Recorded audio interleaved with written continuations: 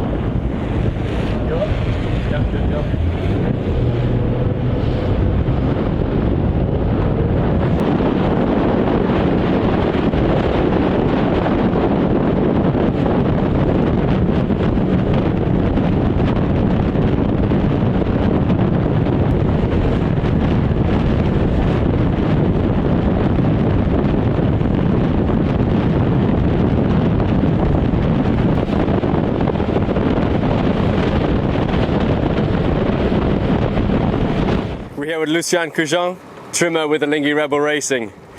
I was going to ask why you switched the rigs in the first place, but can you explain why you had to switch them back? Why are the rigs not interchangeable? Well, that was a good recon of the day. We actually some rain coming. We actually have 240 here in Jeddah and two rig. One is one design as a racing rig, and the other we have a fiber optic on it. so we can't race with it. And we try to keep the racing mast on the racing boat. And this morning we just have a little issue with coordinating the boat out of the tent. And the guys, I think they misjudgment the rig. So why can't you switch them and use different masts on the different well, boat? actually, we don't want to switch them. We send a crew list, a boat list, and a sail list in the morning. And if you want to follow the process, we have to keep it as it is. So we were happy to lose some time this morning to make sure that we can follow the process and follow the list. So Gauthier Sargent's just been throwing some water at you. Can you talk about your relationship with the aero designers and how, as a trimmer, you go back and forth and help to design the sails?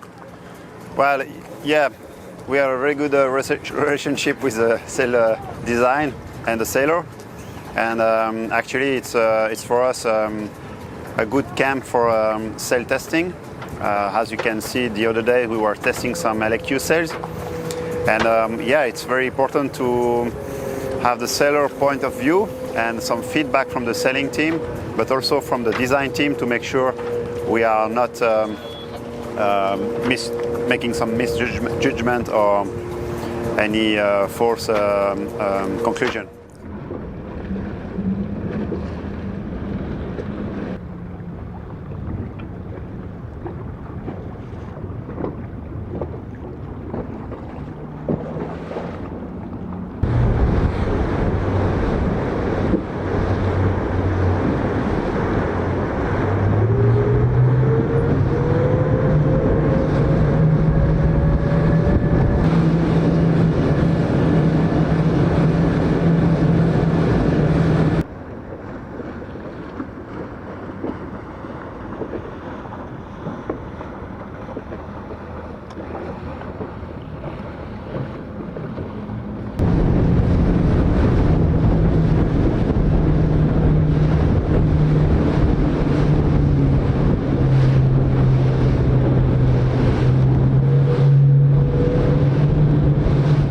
Here with David Endian, COO on Ineos Britannia, challenger of the 37th America's Cup.